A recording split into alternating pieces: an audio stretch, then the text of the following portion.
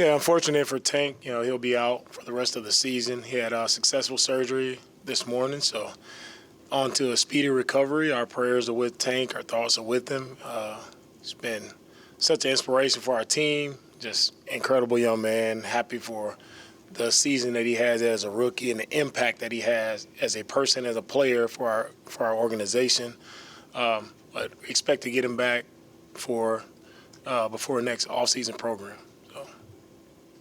Coach, can you kind of take us through what you saw in the moment before you went out there when Tank got hurt? Just kind of reviewing that play. Yeah, for me, you see, we get in the end zone and there's just a big pile up there, and just going out to check on Tank there. You see he was obviously in some pain there. You hate to see any player down in that manner. Just unfortunate, right, to see him go out that way. Tank he's been tough for us, man. Tough blocking in the run game. Just everybody sees the explosives that he's had in the passing game. But just unselfish player that did a ton for our offensive production. Right, so just still unfortunate, hate to lose him, and just really, sad to see him. He's having such a great year, right? One of the best years you've seen from a rookie at the receiver position. So it's just unfortunate to lose him. You guys struggled a lot on third downs. Offensively listed, I think 4 for 16 on third down. What do you think was, after reviewing the film, was the biggest issue on third downs? Yeah, third down, I think it's just they did a good job defensively, right, of defending some of the things that we were trying to do. Credit to them. They did a good job of stopping us on third down. On the flip side, good on defense on third downs. I know the pass rush was able to get to Russell Wilson a lot better than Jaguars. When you looked at the film, what were the reasons for success there in that area? For us defensively, I feel like we really executed on defense when it came to the coverage and the rush being tied together. I feel like our guys executed up front. They rushed together. They were on the same page, and back in the coverage made Russell hold the ball. That's where it starts, just with our safeties and our corners doing a really good job, linebackers being exactly where they're supposed to be. That forced Russell to hold the ball. DeMeco, you go back to October 1st with a game that wasn't decided in the last 30 seconds. You think guys like playing games like that because you had to do it so much? Yeah, for us, however those games, whatever it comes down to, whether it's, in that final drive of the last 30 seconds of the game, last minute of the game, I think for our guys, they've gotten confidence through playing in so many of those games. And that's the climate of the NFL. So you have to be prepared for those situational football at the end of games, and the team that handles it the best, the team that doesn't panic in the moment, and the team that is confident in that moment, they end up coming out on top in most of those games. Coach, this year has been a lot of firsts for you. You've also coached against a lot of your peers. What is it going to be like going up against a guy that you used to work with on a day-to-day basis at Rob Saleh? Yeah, Saleh has done a great job there with the Jets. Ton of respect for Saleh and what he's done. I learned how to coach from being under Saleh. He taught me a lot when it comes to scheme, when it came to just handling players, right? So game planning. So I learned a lot from Saleh, and owe a lot to him. And it's probably the reason why I'm standing here before you, because of just him taking me under his wing and teaching me the ropes. So much credit to Saleh for that. Just great man off the field. Great man, great father, great husband, just really stand up guy to have the utmost respect for. Can you tell us a story about when you were Bessemer and he called you and he asked you if you were interested in coaching, and he told Kyle and Kyle called you? Take us through all that. Yeah, well, I was here actually, and I was thinking about getting into coaching the year after I finished playing, and ended up talking with Saleh and talking with Johnny Holland, two of my former coaches here with the Texans, two my linebacker coaches, and he was like, "Hey, DeMeco, are you serious? You sure you want to get in?" They're making sure I was all in on coaching, because they know the dedication and the time that it takes. And what Saleh he was all on board with it, and Johnny Holland was also all on board with it. It gave me great advice, and I learned a lot under both of those guys, and I'm thankful for them, kind of speaking on my behalf to Kyle and them twisting Kyle's arm a little bit to give me an opportunity. And we're very thankful for Kyle and Saleh for giving me the opportunity. Is there with Stingley Jr., the coverage qualities, some of the things that he's able to do, that makes him special in your eyes? And I know he's still continuing to grow and get better. Yeah, Stingley, I think the first thing that stands out is just his athletic ability, right? It's rare. A guy his size, the strength that he has, the speed that he plays with, it's rare to have a corner like that, and just his route recognition is picking up, and he's able to, play smart football, being where he needs to be, and then it comes down to him, having that confidence to go up and catch the ball. And he's doing a really great job of that over the past 3 weeks. Right, to have 4 interceptions, it hasn't happened in the league. You don't see that happen much. And he's just continuing to get better, and that's what's exciting about seeing Stingley and the progress that he's made since he's gotten back. And he's dialed in, he's attentive to all the details, and he's seeing success because of the work and the preparation that he's put in. Can you talk a little bit about coming into this game? Denver had been turning teams over a lot, and I know you always talk about protecting the ball, but how big that was yesterday? They had been on a roll for taking away, and we had not. That was the game changer for us, the way we protected the ball. And it starts with CJ, right? The guy who touches the ball the most, the way he, protected the ball. Got one got out on him there, in the pocket. We were able to recover it. But just overall, offense, just being aware, right, of how we protect the football.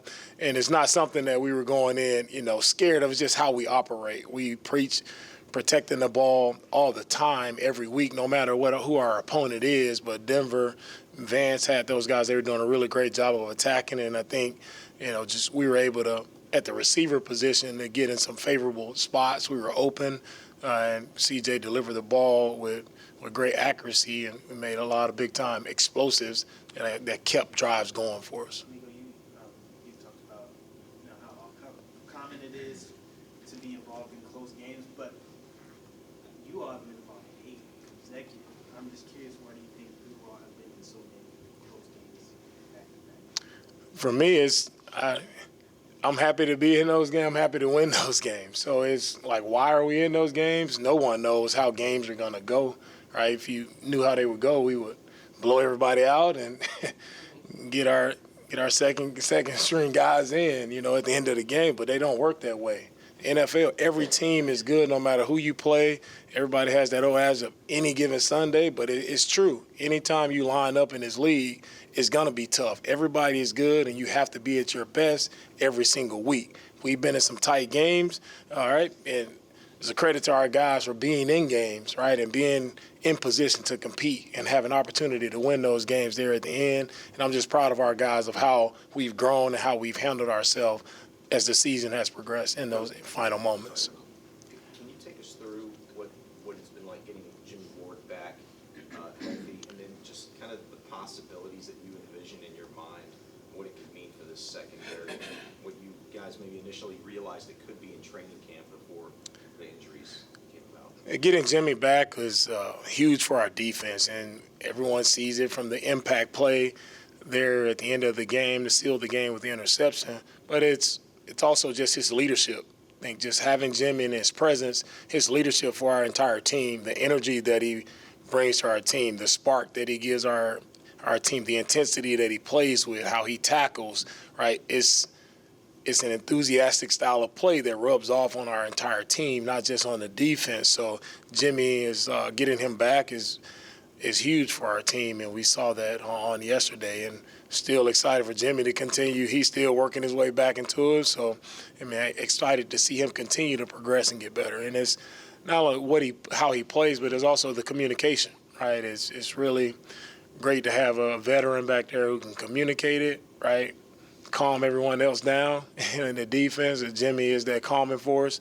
Great communicator, great leader, and a physical player that makes impact plays. What did you think about Brevin, how Brevin played yesterday, and just him filling in for Dalton and him stepping up with the career best? Yeah, I thought it was Brevin's best game I've seen. Brevin, he played with I was telling him today, he played with just a passion and a fire that you could feel from the sideline. I felt him in pregame, like I just knew Brevin, like how he prepared throughout the week.